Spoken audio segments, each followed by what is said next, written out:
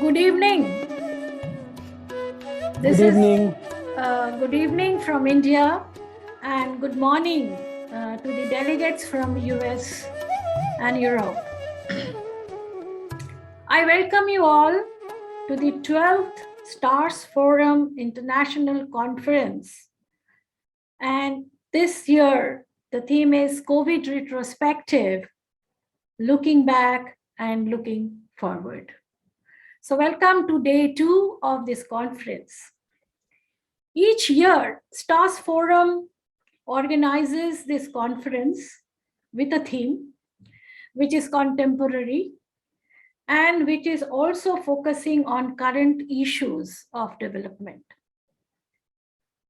Therefore, this year has been very important to all of us, and therefore, today is also important for all of us.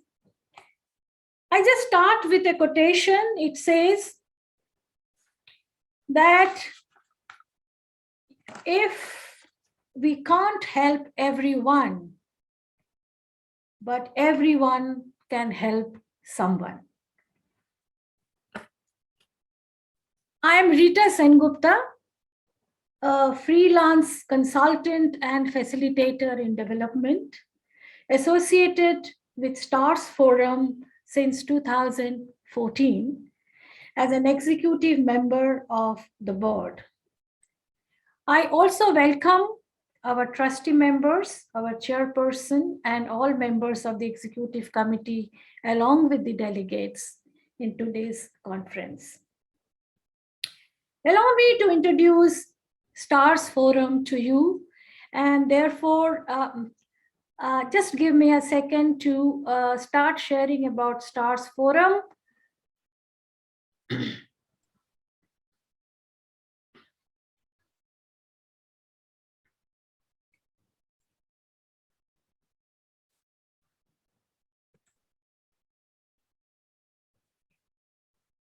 Yes, so STARS Forum basically is a skill training for advancement of rural societies. That's how it started. STARS Forum's mission is a collaborative body of mutual support of those engaged in vocational skills, knowledge, and entrepreneurship-driven development of rural communities to facilitate advances in this field and promote innovative approaches to reach larger needy population. With this mission, the objective of STARS Forum is to serve as a catalyst for networking and knowledge dissemination amongst organizations engaged in this field. To proactively facilitate collaborations and partnerships to broaden inventory of skills training options, create effective value chains, and highlight new business models. To actively support innovations and use of technology to reach large number of people as effectively as possible. To support organization scale by helping overcome constraints and building capacity, to nurture future leaders in the social entrepreneurship sector by supporting young professionals in NGOs, advocacy to enhance policies to advance this field and its impact. I would request everyone who have attending our conference to become our affiliate member. And in order to become affiliate member, please contact starsforum@gmail.com or bhakti.starsforumindia@gmail.com. Please visit our website www.starsforum.org. Access to STAR Forum's YouTube channel for conferences, presentations, and webinar recording. We are going to start today's presentation. There are some kind of I won't call it a rule, but this is how we are going to be handling this today's conference. If you have any questions, please type them in the chat box on Zoom. Moderator will ask questions to speaker on your behalf. If we are not able to take up your questions during the session, we will answer it after the conference. And therefore, about the STARS Forum, I'm not reading it loud, but our goal, I have already discussed that it is a collaborative body for mutual support, those engaged in vocational skills, knowledge and entrepreneurship-driven development. And therefore, we facilitate the advances. And therefore, in order to do that, we are actually working on our mission. And I'm very happy to say this is our 12th conference. Now, let me come back to the screen, and therefore, we will start the day with two very interesting speakers who are the change makers in creating a space for persons with disabilities. Especially during the pandemic times, STARS Forum for the first time has also included this theme, as the board felt that there is a need to understand and explore with persons, I will call it, with special abilities. So this is a time to explore.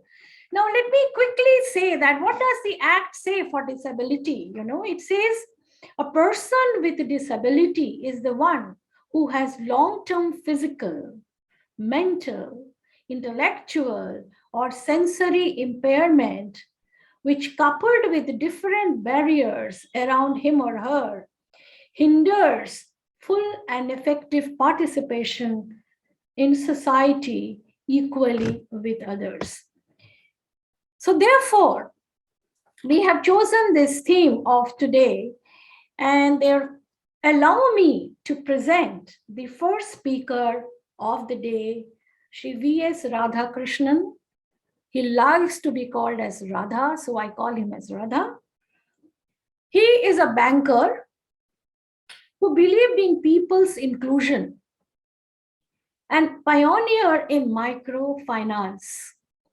So when I spoke to me, he said, I am a boring banker, but I found him a very interesting person. Alumni of IIM Ahmedabad introduced Smart Card for about 6 million customers, and maybe before the Aadhaar card got implemented. Deeply concerned about the disabilities and took a plunge to institutionalize the livelihood for disabled people. Radhakrishnan's sensitivity to work with persons with disability strengthened as one of his family member is blind. For him, the motto is learn to listen. I think we are all eager to listen from Radhakrishnan, his presentation and his journey from a banker to an institution builder and how he included all the activities that he did. Over to you, Radha.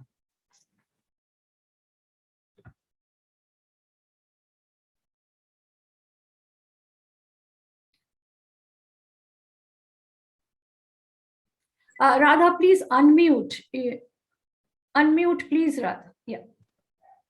My apologies. Yeah. Thank you very much, Geeta, for those kind words. Let me start by complimenting STARS Forum for including this topic because disability is a huge challenge, as you rightly say, and though the government has an act that has been passed, it is going to take an effort from all of us to ensure that we are truly an inclusive society.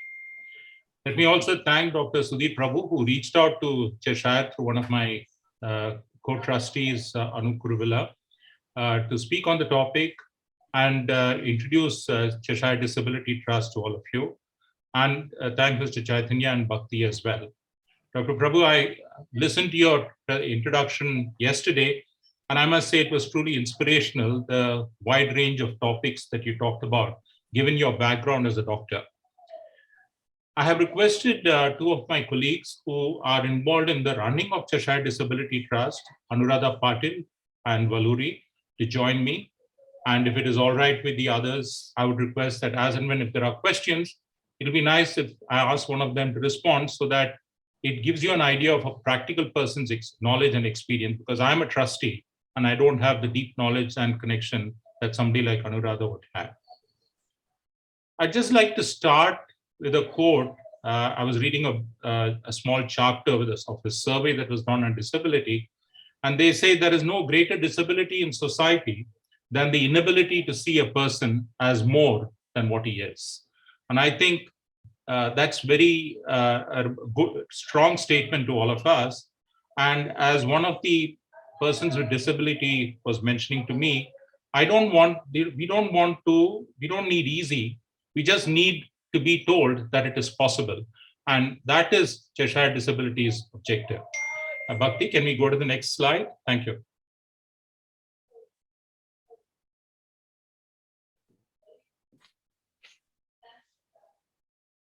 Can you see second slide? No, second slide has not come on. It's not moved. Okay. Yeah. So these are the contents. I won't get into the details of it. Next slide, Bhakti, next slide. So history of Cheshire, it was set up by Group Captain Leonard Cheshire, who was a bomber pilot and a Victoria Cross recipient, and recipient one of the highest UK award, civilian awards, Order of Merit. He set up these Cheshire homes all over the world in 54 countries to better the lives of people with disability. And he came to India way back in 1956 and set up the first home in India at Bombay. Next slide. Cheshire Disabilities Trust is one of the trusts within the whole Leonard Cheshire Forum or family, and it was set up in the year 2011. It is a secular NGO, and along with Cheshire Homes, which is well known, all of us know about it, is part of the Leonard Cheshire Disability Global Alliance. And from its inception, our intention is to impact the lives of people by helping them earn a living. And I'll talk about this more later. Next slide.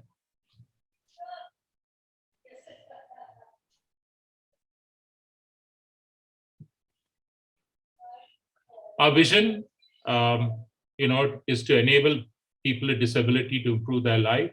And mission is really to create a society in which people with disability can enjoy the rights and have every opportunity to fulfill their potential. And it is consistent with the statement or comment that I heard from one of a disabled person with disability. Apologies. Next slide, Bhakti. We operate all over India. We have 18 homes across, mostly in South, East, and the North. We have only one center in the west of India. Next slide, Bhakti. I think this is an interesting slide because Cheshire Homes, which was set up initially, was more to provide shelter for destitute people with disability. And the problem with that model, it was a charity-based model, if I could use that expression. And it really was a model that did not enable us to scale. And I think many years back, the trustees of Cheshire Homes said, we need to have an outreach model.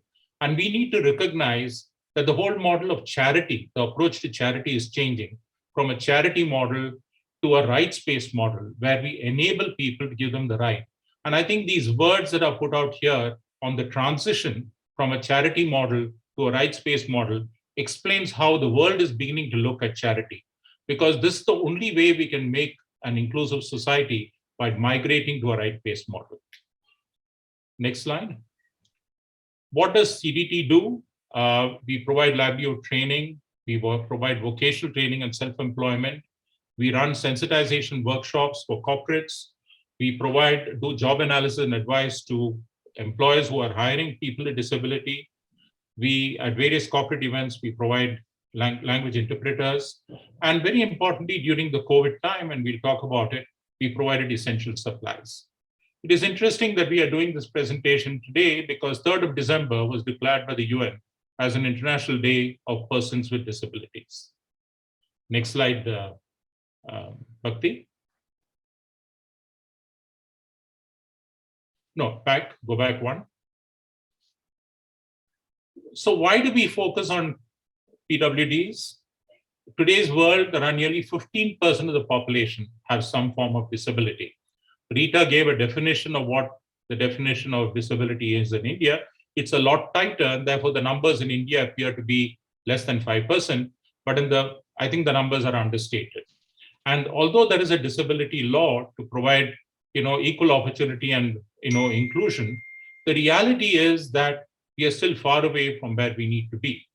And I think the great thing is the World Economic Forum, the UN, all of them have recognized the need to recognize and include disability as one of the key business agendas in the leadership agenda going forward.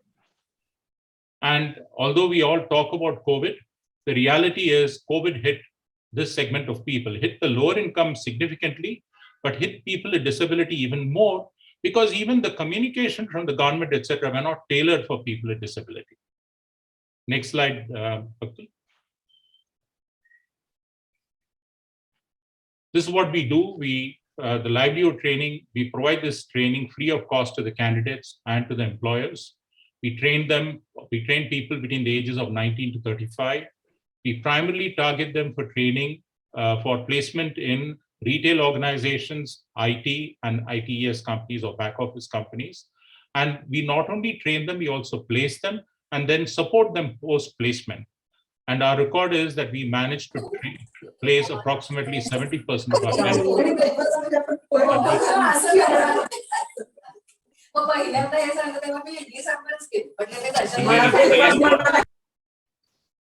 And we train about 1,000 people approximately per year now today. Next slide, Bhakti. Next slide.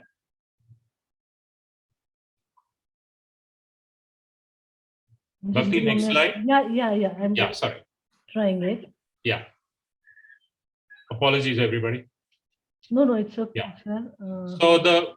I think we'll keep it in this. If you go to the presentation format, I think it is becoming difficult.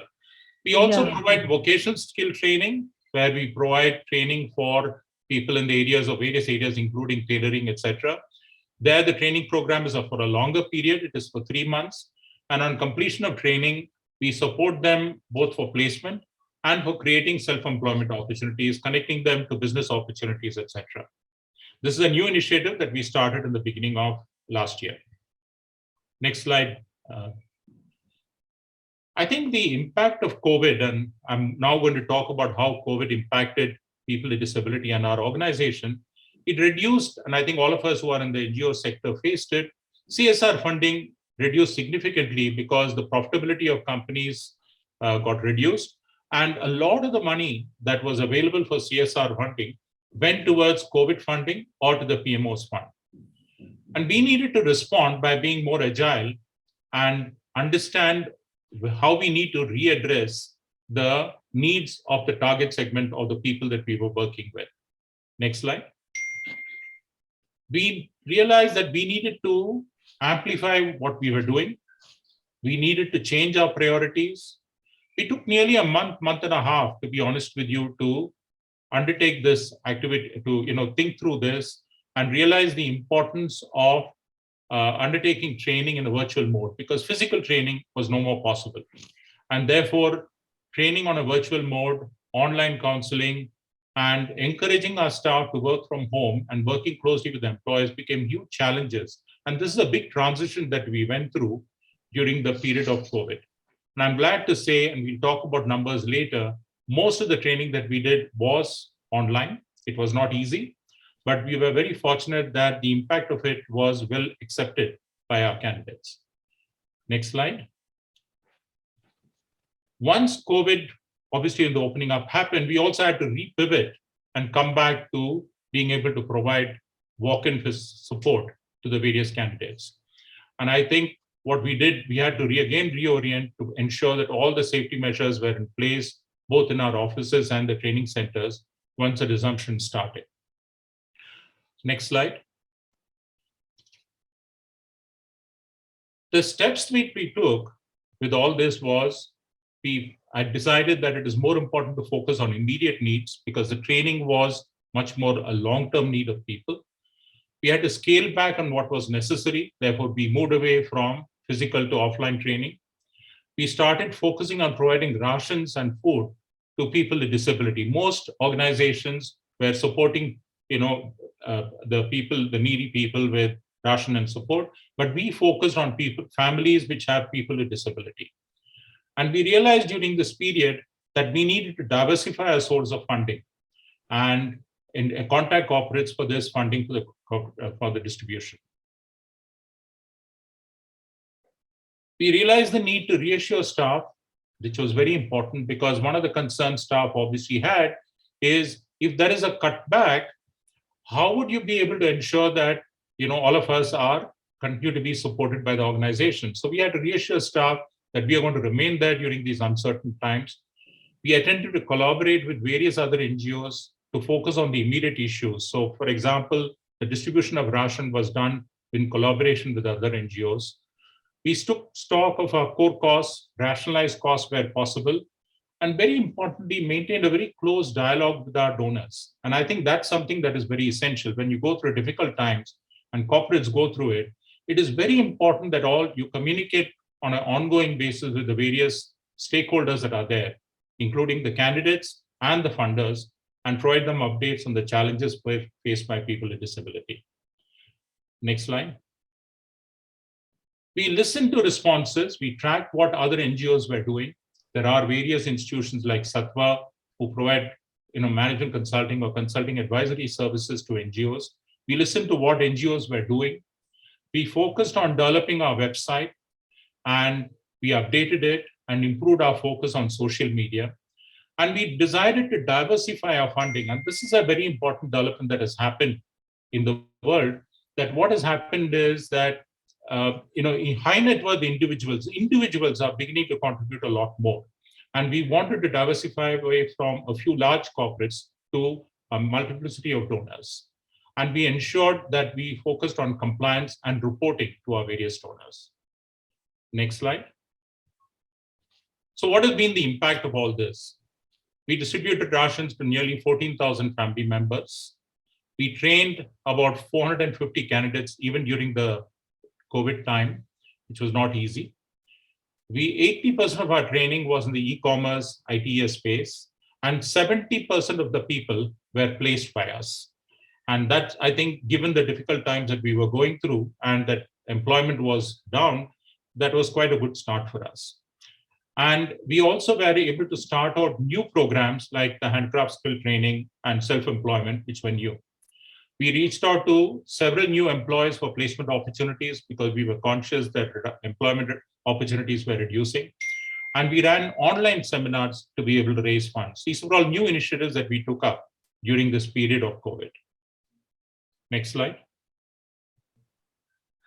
To summarize, really, NGOs are no different from corporates. I come from a corporate world, and corporates go through tough times.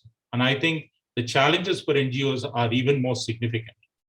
And I think the need to repivot yourself as NGOs, scale back or scale up on new areas, listen to our various stakeholders. And I think that is something that was quite impactful for us during this period, because what we realized is sometimes you all assume that we know what our beneficiaries, and it's a wrong term to use because they are also stakeholders, want. If you listen to them, you start understanding a lot more on what they need more of, what they need less of. And that's a change that happened.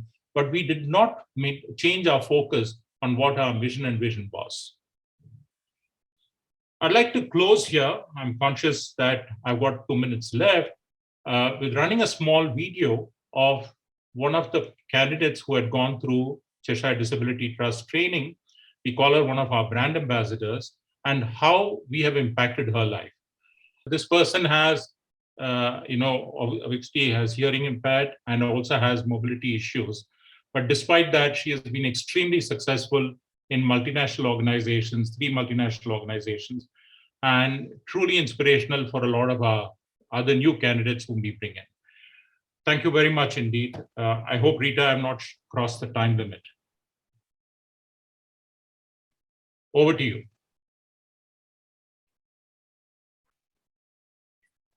Thank you, Radha. That was a wonderful presentation. And what I liked is the video that you shared at the end. If possible, we will try to replay it again because there was some audio problem. And that should, I feel, would be a parting gift to all of us when we are talking on this topic. What the takeaway from your talk is what you said, that charity has to be converted into right. And what also I understand that everything has to be made on a solution driven approach.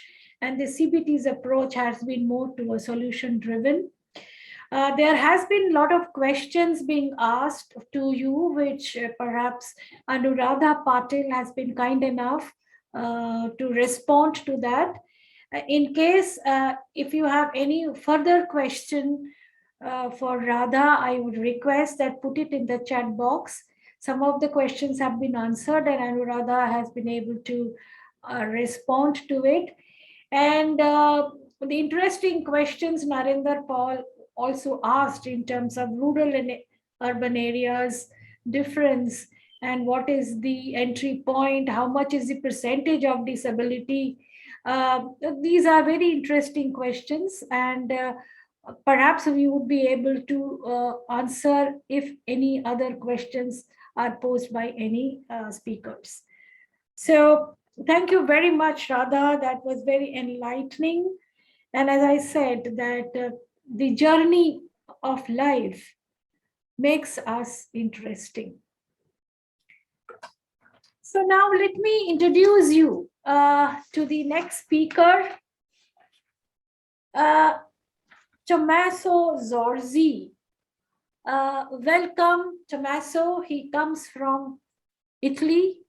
And as we know, Italy, fond of food, and lot of dishes are available. Tommaso Zorzi believes and has created an enterprise that combines heritage and conservation and development of persons with disability. Tommaso is an architect who adores heritage. And from an architectural perspective, he also had been visiting some Fab cities and the Fab Lab that is in and around our country. And he has visited India, so he knows India, and he has been to Delhi and Mumbai and Goa, Pune and Hyderabad. Am I right, Tommaso? So we have already visited some of our cities.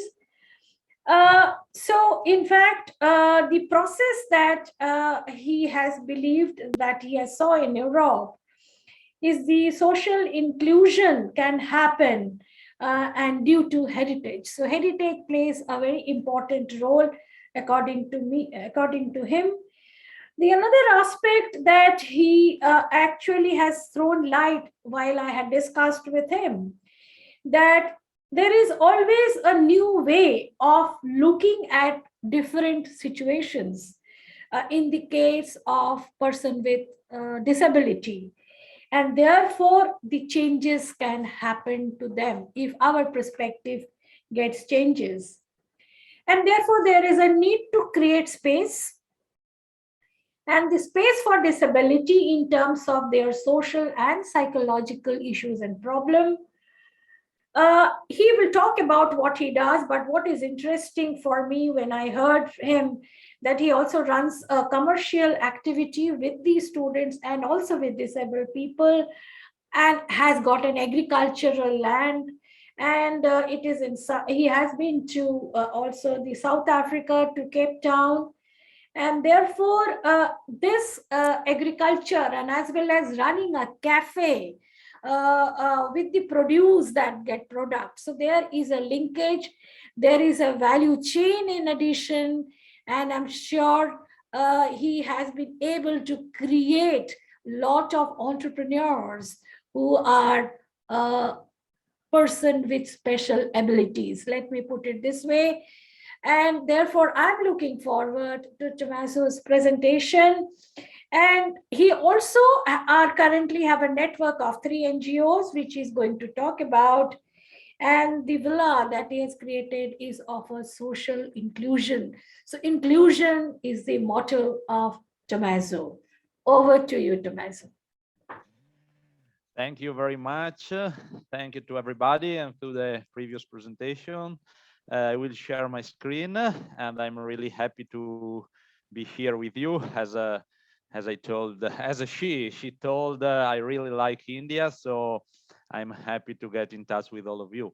So what I want to say after the previous presentation is that it's very important to underline what we heard. So to change from charity to rights, and I want also to add to beauty. We can create beauty and live in beauty also with the people with disabilities, and thank to them if we have a vision of social inclusion. So the history that I'm going to tell you is what we tried to do in Bassano, that is a small city or a big village in Italy, in the northeast of Italy, close to Venezia. And it's very important that you think that when I speak about huge things or big things or a lot of people, I'm speaking in an Italian way. So compared to India, many things are different, but try to imagine how can be the situation here, even if in the field of disabilities, many things are similar, as we heard before. So let's start. Do you see my screen? Yes? Yes, we can. It's okay. Okay, thank you. So Villa Agaran San Giuseppe is the name of the place and is the name of the project. And we try in this place to mix social inclusion and heritage conservation. As you know, Italy is full of heritage buildings, and many of them are in a in a very bad situation. And in Italy also we have a different situation of life for many people, not only disabilities, as we see. And so it's very important for us to have a vision of help to restore this building and create a better situation of life for everybody. So when did we start? We start in 2015. Okay, when we get in touch with this building that you see in this 3D video. So the owner of these buildings are the Jesuits, so the priest, the church, and this building was completely empty. It is a very big construction, a big monument. It is 100 meters long. It has 5 different floors, and it is really close to the city center. As you see, it's very big, and it was not used for anything because the Jesuits didn't do their activities anymore. As you see, we are in a very beautiful and big park. Even if we are in city center, we have this big area, 40,000 square meter, and we have this beautiful facade. It's an ancient facade that was built in 16th century by the son of Andrea Palladio, that is one of the most important architects of Italy. And sorry. And the Jesuits said, we don't know what to do with this big place. And they called these 3 NGOs that were and are small NGOs. Conca d'Oro is a farm in which people with disabilities work as farmers and also as waiters. So there is a restaurant in which we don't think to give them help, but we think that we can create something beautiful thanks to them. Adelante is a NGO that works with teenagers, young people with problems, but also young people in the schools. And then the third one is Luoghi Comuni that try to create new jobs for people with disabilities. And so we created this network. The network was named Pictor from the history, from the story of Hermann Hesse. And we get in touch with that Jesuits that gave us the villa and told us to create something for people with diseases. And so what happened? We started immediately to work.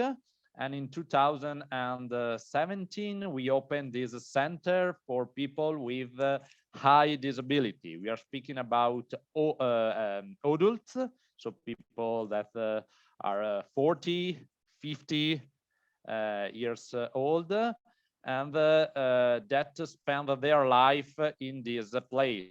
That is a villa, beautiful place, and that are related to the garden. Then a few months later, in February 2018, we opened a center for people, for teenagers, 17, who have big problems at home. So their parents are maybe in prison or are related to prostitution or with a psychiatric problem. And this boy spent their day life with our educators and in our villa. Then they go home every night. So we don't create a separation with their family, but we work also with family to give these teenagers a better life. Then we opened the gate immediately. In 2015, we understood that the park, the garden, was very precious, very important for the city. So we have this beautiful place that is also an agriculture land, but it's also a gift for the city. And so everybody, from kids to ancient, from old people, start to live in the park. Then we start creating new job possibilities. And so we open our social hostel that is open to all the tourists, but that also let us doing a situation of living for people with diseases. And so we have 30 bedrooms, twice and twins and single, and we can host 50 different people. Then we open our own restaurant in Villa. At the beginning, it was just an outside restaurant in the garden, so only during summertime. But then in 2018, we also open an inside restaurant that is smaller, but that is 12 months open. And so the very important thing is that it is not only a restaurant in which people with disabilities work, but is a place where everybody work. So when I mean everybody, I mean people that live in different situation of problems. We will speak later about it, and that can find a place in which they can work, in which they can get in touch with everybody. So diversity starts to become our motto. We can live better if we can understand that diversity is value, that diversity is important. And then at the end, 1 years ago, also the offices came to Villa, and so 15, 20 people start working there. So these are people that administrate, that design, that plan our everyday life, and so they start living in touch with the people with disabilities and in touch with the people with problems.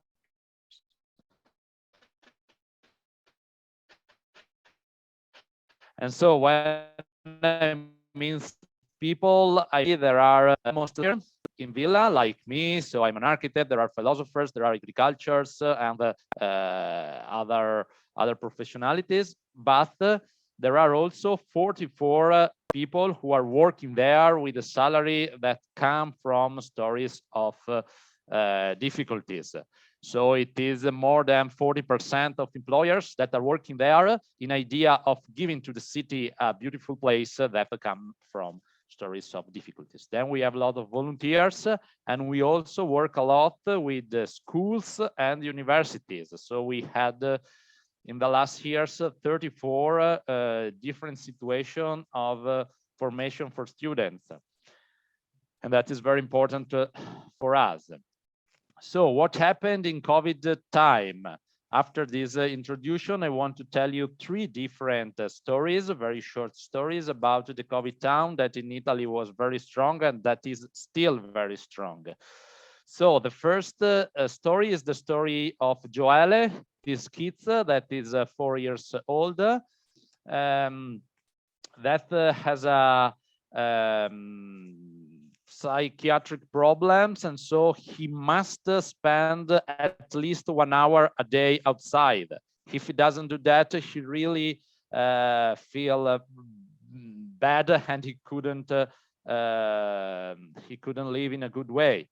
And so the problem is that in April 2020, all the public parks were closed because of the COVID. Nobody could go outside. He didn't have a garden. And so the law allowed him to go outside, but there were no one place in which he could go. So that was something very strange. And so the mom of this one called the hospital, and the hospital called us, and they told us to let him go to our park. That is very interesting because we didn't were in touch with him. We didn't have a relationship with the hospital, but the hospital and the city of Bassano understood that Villa could give him a situation of life and of beauty. And so for 2 months, every day he came in Villa and he spent his time in our garden. So it's a very small story, but for us was very important compare to relationship between our place and the city. The other story about the COVID time is the work site. We were doing a lot of work in these 7 years, but the last one in 2020 we had a lot of job to do. And during the COVID, we had to change everything. We had to create a work site with the laws of COVID. And so we didn't have people who lived in Villa because all the activities were closed because of COVID, with many problems, of course, but we could go along with our sites, and we could change many rooms because of the COVID. And so it's very important that closing the activities, we could increase the situation, increase and make more beautiful the rooms and the place. So this is another way to see what happened during the COVID time. Okay, sorry if it's in Italian, but it's just numbers about what happened. You can see in this video also how we changed the place that was really cold and empty, and we start create places where people could live, work, spend time together, and the most important thing is that we could open to the city this place. So this is not only a villa for people with diseases, is not only a place for disability, but as you can see, it is a place where everybody, especially people in the neighbor, can find something beautiful. And that is thanks to people with disabilities. So that is what I tried to say before. We are creating something beautiful with them, and this beautiful and this beauty is for everybody. So it's not only for people with problems. And so the last story, and that is the last part of my presentation, is about the last summer in 2021. We were we are already in COVID time, but we create we create this big festival of 106 events in 130 days to open definitely the villa to the city. And all these events were created with the different organization of the city. And our people were the organizers, were the volunteers, were the barmen, were the waitress. And we really had more than 5,000 people during the summer. And so the villa, because of the open air area, became one of the most important places of the city where everybody can find a little bit of freedom and a little bit of beauty. And so the last thing that I show you is this video that try to give an idea of what happened in Villa and how the diversity can really create something beautiful for everybody. So that was an empty place with a beautiful park that now is a place of the city. We are not a public place, but we are common place. So we think that the common goods can work not if the owner is the state, but if everybody feel that they are part of it. And so if we understand this thing for everything, it is much more easy and important to feel how much disability can be a value and how much people with disability are part of our everyday life. And okay, with these last images of our market that is made by people with disabilities that are also the farmers, so they are greengrocers and also sellers.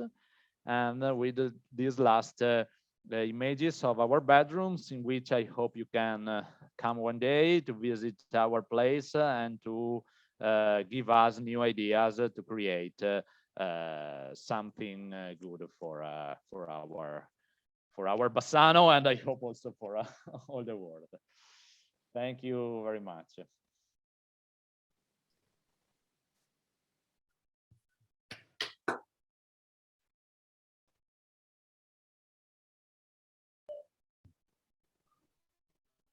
Thank you.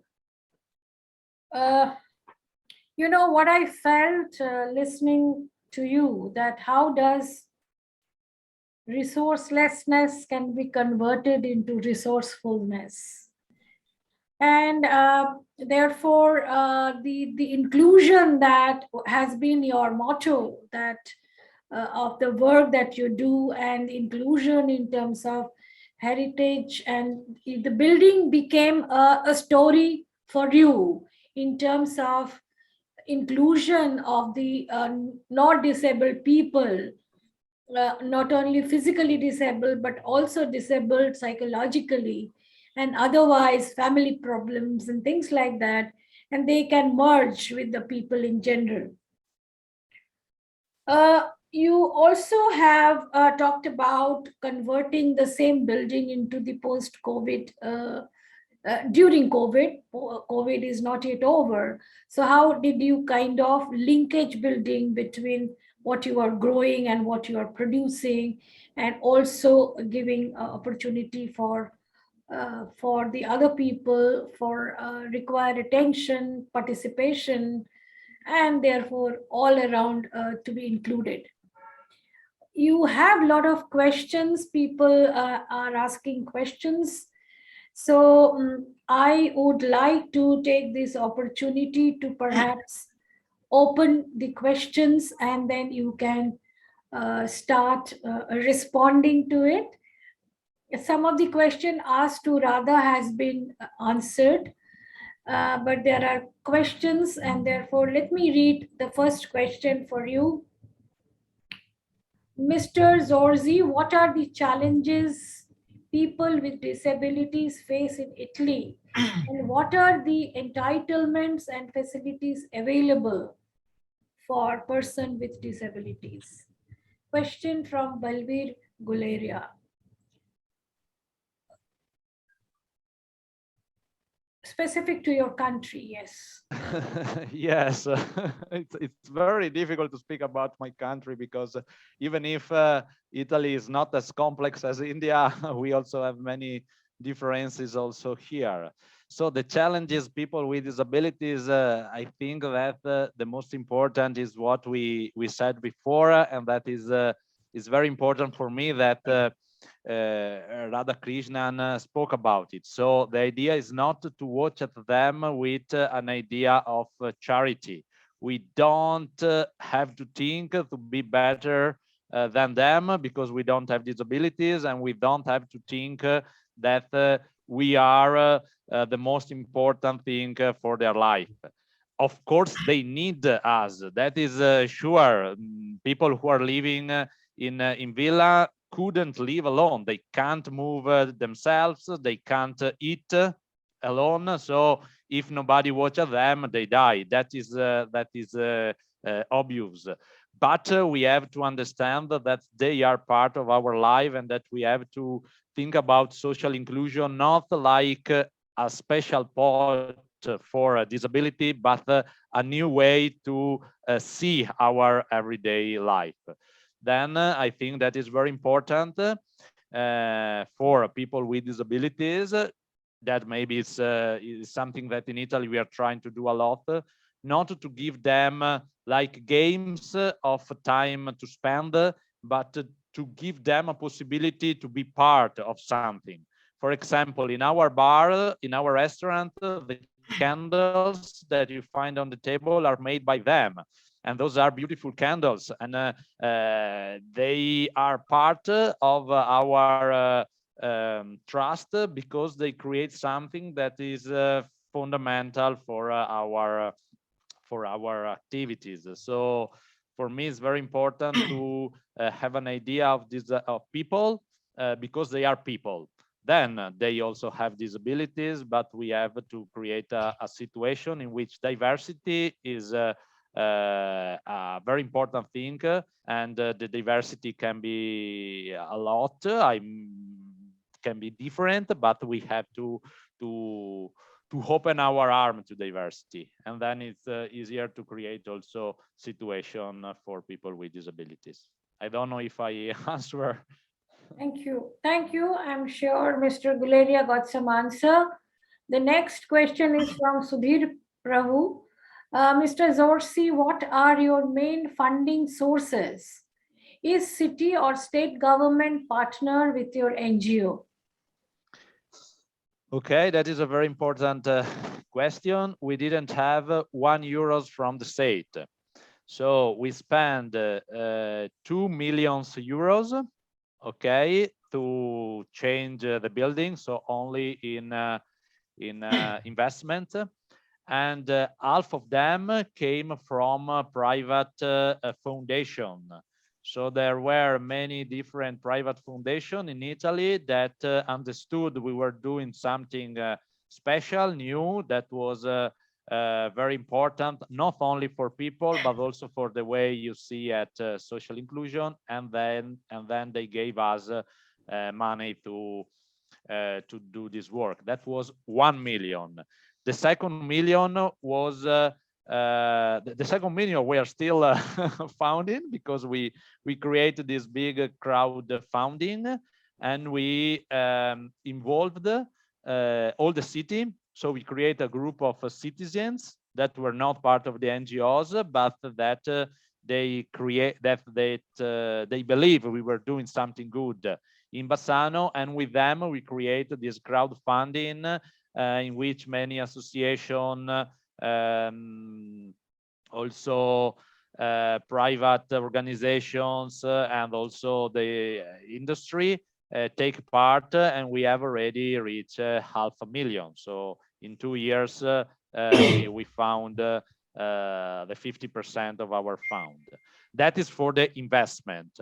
For the everyday life, and we need at least 250,000 euros per year, just for the how do you say, the normal life of the villa, and we got this money from our activities, so from the commercial activities, and a part also from the state, because people with disability stay in our center because they are paid, because we had money from the state. But this is only for the everyday life. So this is the question. It's very important. I don't know India very well to think how it works there, but it's very important not to think that the state is a bank, but the state is a part of a project. So for us, it's very important that all this project was followed by the state, by the city, by the administration, by the region, by the state, but without asking them money. They help us in many things. The Minister of Italy came to Villa, for example, because they think that is a very important model. They always helped us with the bureaucracy that was terrible. In Italy, it's terrible, and especially if you want to create something new that is out of the normal rules, like Villa, it is terrible what you have to do. And we really had and still have a good relationship with the city and with the state. And also when the color of the city changed, because the new measure is the opposite one of the last one, we still have a good relation with the city. And so that is something that is very important to underline, create that even if democracy is very, very difficult in Italy and in India, is the best way to create something that can help really everybody. And we must trust in democracy always. Thank you. Another question to you, although Mrinalini said it's a superb, but the question that you have is from Narendra Paul is, it's a very good model. How can be replicated in case in India? The replicability of this model, NGOs or government? I think this is a question, and this is a thing which we all can ponder. I think that since you said you have three commercial activity, and these three commercial activity, agriculture, restaurant, and the third one is sorry, tourism. The third one is hosting tourism. Yeah. So I think that Radhakrishnan should answer this question because he knows India better than me. No, I think I in fact did want to come in here, Rita. Having been, all of you who know India, I think financial inclusion was a big challenge, and it's not just in India, across the globe. And I think there are different players working to address this challenge, whether it is the government through their social programs, whether it is microfinance institutions, whether it is banks who are wanting to fund the microfinance institutions, whether there are NGOs that are working to support social enterprises or businesses, etc. I think what happened at financial inclusion, which was helped with digitization, is everybody started to see how can they work together to find a solution. And I think given what Tommaso is talking about, I think if you expect that the government will solve the problem, it will not happen. But I think if you can lead the way and lean on them for the right things, not just only for the money, maybe automatically they see value. And to put it crudely, bureaucrats and politicians also are looking for what is impactful on the public, what public will recognize. And if you can create a solution which will appeal to the people, and we work that solution together, I think solutions are possible. And I think what has happened in financial inclusion needs to be done in the whole area of disability inclusion, all of that. And I think this forum that you are creating, and just some of the yesterday's discussions, I realized that there are ways by which Cheshire can, for example, work with the other NGOs who are sort of enrolling, migrants. So why is it we can't identify people with disability from that migrant population? So I think we have to find synergies and ways to work together. And I think that's how we can solve it. We may not be able to do the beautiful villa that Tommaso has, but I'm sure there are other things that we can do to solve the societal problems. That's my view, frankly. But I think we have Shama there, we've got Chaitanya there. I think you'll all, Dr. Prabhu there, they'll have better ideas on how this can be done. Yes, and I want to share this small experience, Rita, if I can. That is an Indian experience that I had in 2014 when I worked over there. In Goa, I was involved in a state, in a governmental project that was called Sanskriti Bhavans.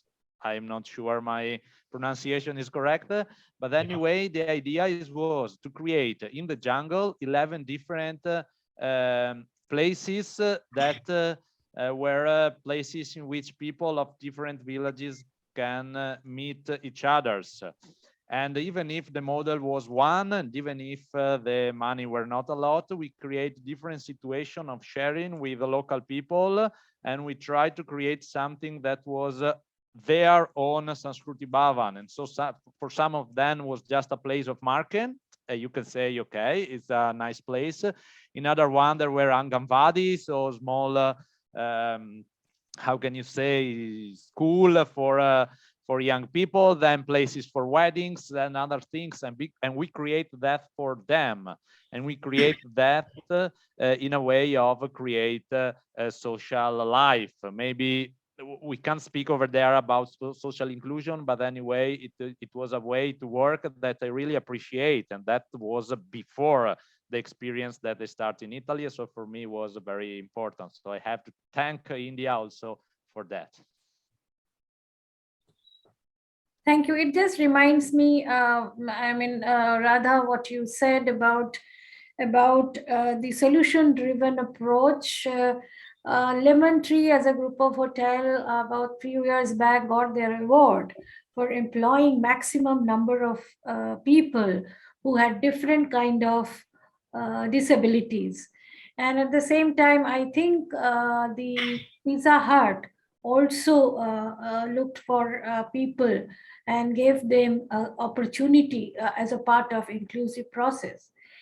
I would like to make this floor open if anyone have anything to add to it, to the two lovely presentations that we have. And since we have time, we can take a couple of comments to this topic, which is, of course, a huge challenge when we are talking about inclusion, experimentation, and also kind of innovation to make things happen. So if anyone wants to add anything as a comment, I think we will be all enriched. So my request is, if you want to speak, please unmute yourself. You can also keep your video on if in case, and then please make your comment. I may just kick the ball, to kick off, so to speak, share one of the couple of things that I also encountered. Many years ago, I met with a young social entrepreneur in Mumbai who had set up a courier service employing the deaf. And it was literally everybody in his office were deaf, and one of the things that he had to do himself was also learn how to communicate with the deaf, how to give. So he had learned the sign language. He had to figure out how to motivate the parents of the deaf, even if the deaf person is an adult. The influence of the parent or some senior person in the family is very, very strong. And there are social what shall I say, perceptions about whether to be, is courier a good job or not, and stuff like that. But he, a few years ago, when I had last connected with him, he had almost 400, something like 40 or 50 people with deafness who were working with him, and they were probably the most efficient users of the smartphone. Because they use the SMS and the chat features so very well that it was incredible to see them at work. And many corporates in South Bombay especially were using Miracle. I think his name was Miracle Couriers, and they were doing really well. I think Narendra Paul and the team at Cord have done some really good work. Maybe you would like to share something, Yes, Narendra ji? Narendra have raised his hand, so please, Narendra ji. Thank you. I mean, it was wonderful. And this is something closer to my heart, being a therapist as well. So I cannot kind of stop myself without sharing things. And after listening so many good examples, the CDT work. In fact, CORD, the organization I work is called Chinmay Organization for Rural Development, which received one of the Cheshire Award from Chandigarh from the Governor of Punjab. It's work with the rural people with disability. Our focus is more of rural. The very good example. It's a two streams. What Radhakrishnan ji talked about basically with the people with the disability, and interesting to know that even you are able to take up like 70-30 kind of ratio of rural urban context and training. And of course, we know that. Because the diversity of the disability and the issues and challenges related to each disability also need a lot more adaptation. Even the institution need to evolve. What CORD has tried in the community is like, more inclusion at the panchayat level, because in the rural India where we are focusing, so we have like around 260,000 panchayats. So that's an opportunity. And again, the big program schemes like right for Narega, and you talked about the self-help group movement. You being a banker, you are very well aware. I mean, there is no dearth of in terms of finances, accesses, or entitlement which are available. But more important is, I think, the gap which exists and the stigma which is there with the disability. And even people with disability, their families don't want to come out and be a part of more ecosystem. I think it's a more of their participation. And this year the theme for the World Disability Day was again a leadership and a participation. So that is all the barrier for the people to come forward and looking into the various diverse kind of activities as well. Not typical looking into the employment, but person with disability, somewhere they need assistance from the family, because most of the disability require that supervision, so the exploitation didn't happen and all. So I think wherever the person with disability are there, if we try to connect them more with the ecosystem there, and the panchayat is a area, it's a local self-governance. Just for the understanding of Tommaso, I just shared, and you worked in Goa, so you have some fair understanding about India. So I think that's what we have seen, and we get very good result. I mean, on an average in a panchayat, we have got like 15% with disability of the different types of disability to 50 in one panchayat. That's what our experience is in Himachal Pradesh, where we work with 150 panchayats as a model. I think it's a model which can be scaled up or taken for their application across the country, especially in the rural context.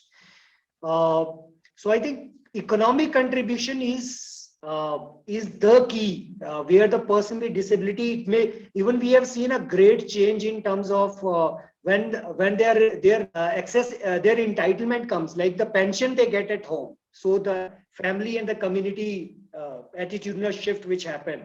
So imagine whatever ability we are able to build and skill them, and they are able to contribute and focus on both farm-based and non-farm-based, all types of livelihood, like poultry, dairy, vegetable, everything, cultivation, everything.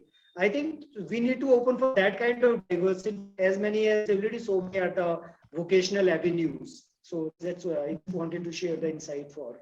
Thank you, Narendra Paul. Subhash Deshpande, I think you raised your hand. Yes.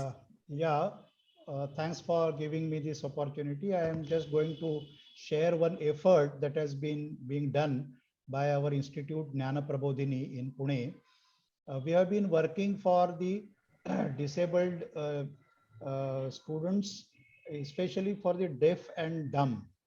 And we have got a studio which produces e-resources for school students, teaching them science in a very experiential manner. Last year, during the pandemic, what we did was developed about 50 e-resources for the deaf and dumb students, where the sign language was used. and also there were subtitles given.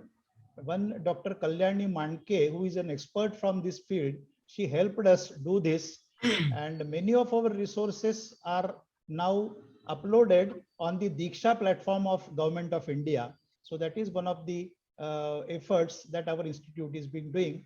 This is for the information of the audience. Thank you so much. Oh, Dr. Deshpande, I'm sorry, Rita ji, I'm going to sort of interrupt Radhakrishnan here. It's interesting you talked about this. There is an organization called JSS, which is based in Mysore, which runs a polytechnic. It's one of the only polytechnics set up in India, one of the large ones. They train about 500 people.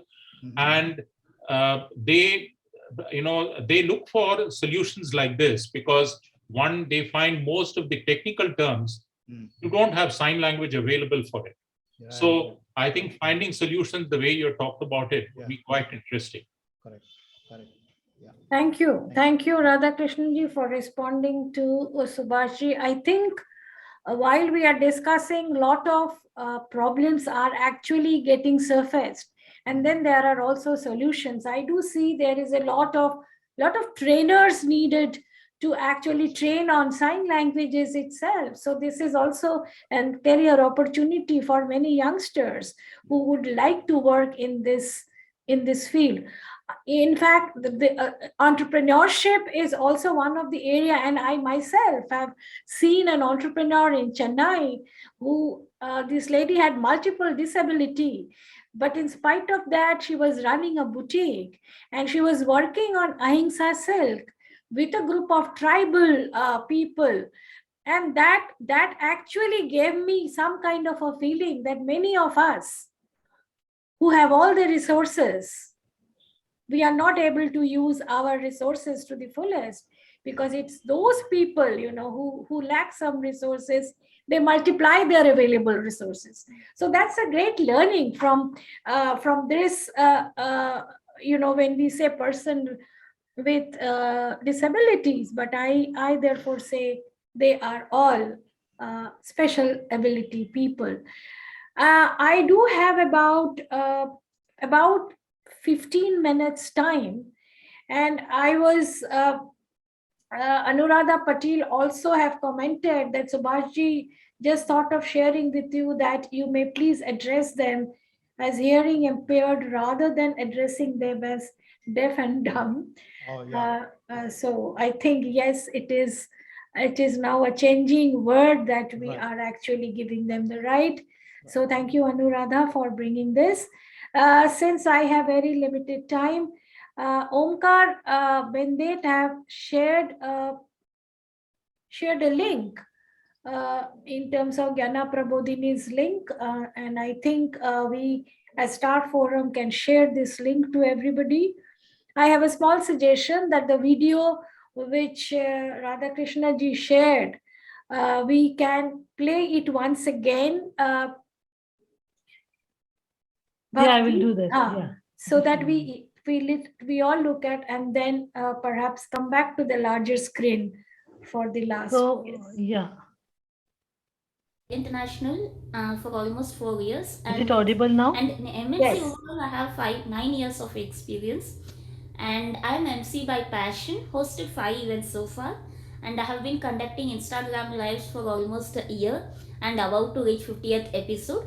And also I'm a record holder in Champion Book of World Record as the first MC on wheelchair and national and international guest speaker as well. So now you will be wondering how come Ashwini has done so many things in her life being a disability. Definitely, I would like to share that itself. So it all started in 2012 and that was the year I completed my graduation. Being a disability, I had no idea what has to be done next for a job. So that's when my profile was given to Krishna Balagoda sir in job fair opportunity. So due to certain criteria, I could not get job there. So from there, they gave my profile to Cheshire Disability Trust. That's when CDT came into my life and it all turned my life to a positive way. So they helped me to get job in IBM. Within 15 days of training period, I got job in IBM. And I always believed that I need to grow higher but never wanted to look back. So I completed 2 years in IBM. Thereafter, I again approached them, and with their help, I got job in Accenture for international process, and also they helped me to get job in Dell as well. So they have always been supportive in job as well as towards my passion also. With the help of CDT, I have been guest speaker for international level too. So I was a guest speaker in Chicago, and they always taught me how to speak in public, and they were moral support till now. And that's the reason I always believe that success comes from me, not from I. Because of CDT, I have done so many things, and they always help me for being achiever towards my success. And in simple way, if I have to tell that, I started my journey with CDT started as a student. Couple of years later, I was a volunteer guest speaker, and now I am a MC for CDT. For all the events they host, they will call me as a MC. So this is how my journey has been with CDT so far. Thank you so much for this opportunity. Stay safe, stay healthy, take care.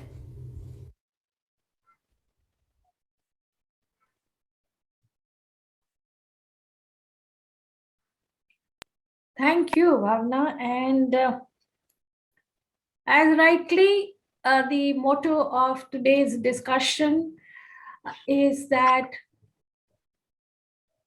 all the people with special abilities, they want to grow taller and higher. Just show them the way and allow them this opportunity so that they can actually taste the success that they deserve. Anuradha have just now sent in her chat box that she writes, we are happy to offer sign language training to interested people, and she has requested Star Forum to pass on this message to all. So CDC will be willing to offer training programs, and I think this is a great opportunity for many new upcoming trainers who would like to work in this area. And I would therefore like to, first of all, thank the Star Forum Executive Committee, which I'm also a member, to think about this topic. I think we have a long way to go, but we have initiated this.